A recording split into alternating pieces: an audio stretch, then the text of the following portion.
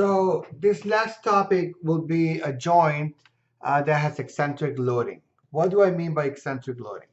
Let's consider a case like this. You have applications like this in civil engineering, in mechanical engineering, in aerospace engineering. In aerospace, you have a lot of these, and civil engineering especially. You have cases where you may have a transverse load applied in this direction, as you can see here, and you can see that I have a joint in this location. I have another joint in this location. So let's suppose that I want to evaluate what happens on this joint. And if you have two, you should evaluate both. You want to find what are these loads, equivalent loads in this point right here. You want to resolve your loads. You want to resolve your moments about that point. You want to find what they look like. Okay, so you basically you cut here and you say this is equal to this. Okay, so and the question is, how do I analyze this? Well, there's a very straightforward method. Let's consider this case where these are bolts. Typically, all these bolts have the same dimensions, the same bolt diameter. Rarely you have different configuration with uh, different bolts. Um, if you're doing an analysis and now in the analysis you decide to recommend I'm going to use a quarter inch here, I'm going to use a third a 3/8 here. I promise you, when they're going to install it in a manufacturing process, they're going to mess it up. Okay, or if they're not careful enough. So you basically got a bunch of bolts there and you just go crazy putting the bolts. So imagine you want one specific spot, a quarter inch, and end up making all four of them, or five or six of them, 3/8. You don't want that. So what you want in a joint is always to keep all the joint members the same diameter. Okay, so now in the case of repair, sometimes we want to replace it, we want to repair it. In that particular case, in repair, then yes, sometimes we end up increasing a bolt. We never increase one, we try to increase both of them, keep it as symmetric as possible. Symmetry is good, helps our analysis a lot. So if I had this case, let's assume I can resolve this. You can see that this load is going to generate a moment, right? So that's why I have a moment here. And this load, I can place it right here. And this load, I can bring it there. You can resolve these reactions and they look like this. Now, the analysis consists, what happens, I'm going to analyze only one bolt. Okay, let's suppose this bolt, and I'm going to analyze each one of them. And I'm going to assume the principle of superposition where I can add all these bolts together. Now, the reactions on the bolts will be opposite. The action acting inside the bolt will be different as well. So if I consider the mating surface, right? You consider this surface, and then you consider the other surface. And then you have a bolt here. Okay, now I'm going to do a free body diagram. So if I take the bolt,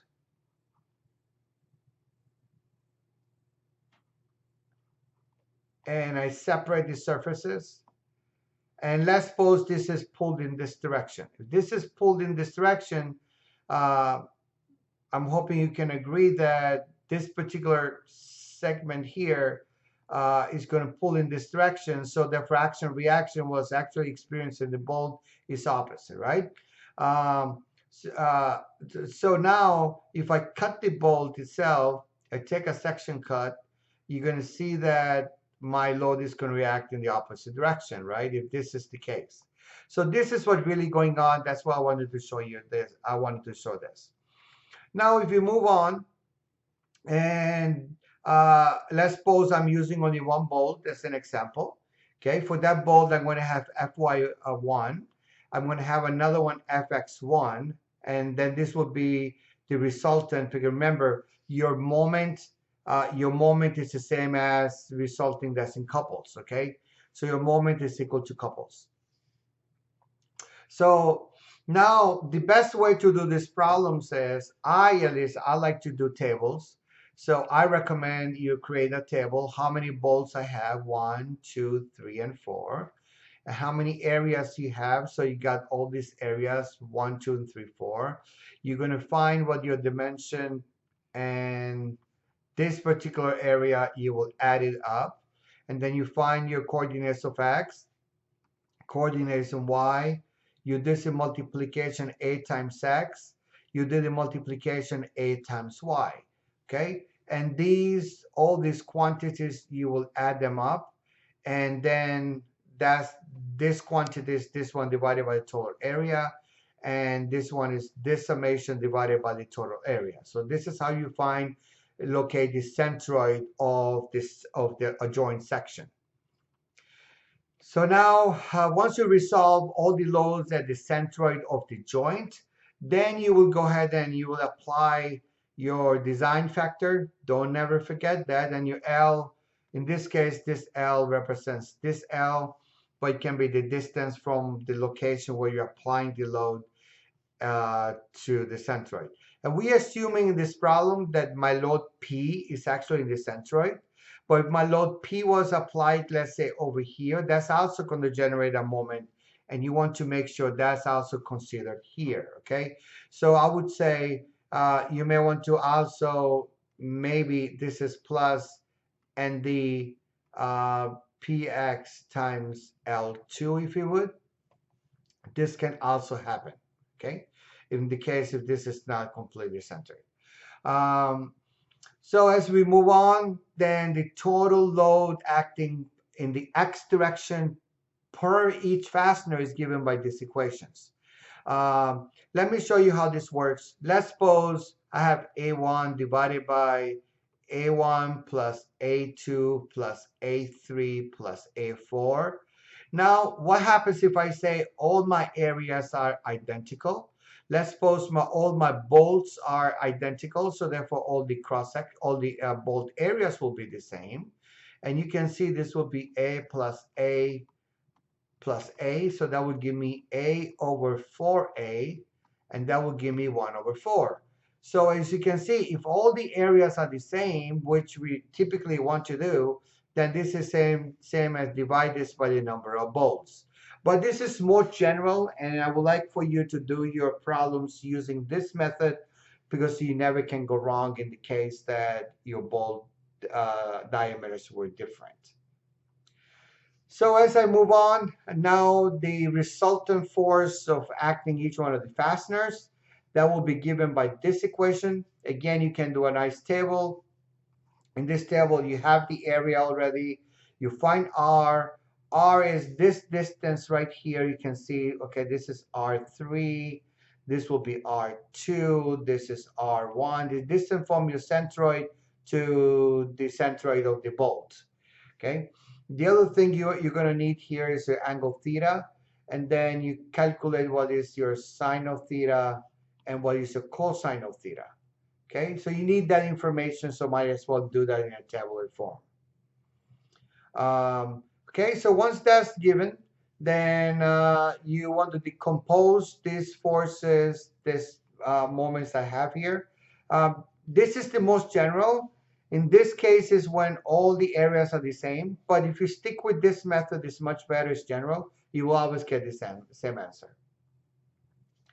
So with that said, you're going to have fx2 and fy2, and it's given by this equation. So if I move on, then the total load acting in one fastener, being this is actually equal to f of x, and this is equal to f of y. Okay, it's going to give your total shear load acting in one fastener. Okay, and you have to do this for all the fasteners that you have. So now let's do the analysis check. We're really doing strength check. The first check is for the bolts. All the joints have to have a preload. Okay, so how do you calculate this? This is from your previous section when you had tension loads. Your tension loads, go back and review that section. And the shear then is given by this equation where this is P. This P that I just found here divided by AS, and if it's unthreaded, you use this. If it's threaded, it's in contact with the threaded section, then you use AR. And you want to make sure that all these are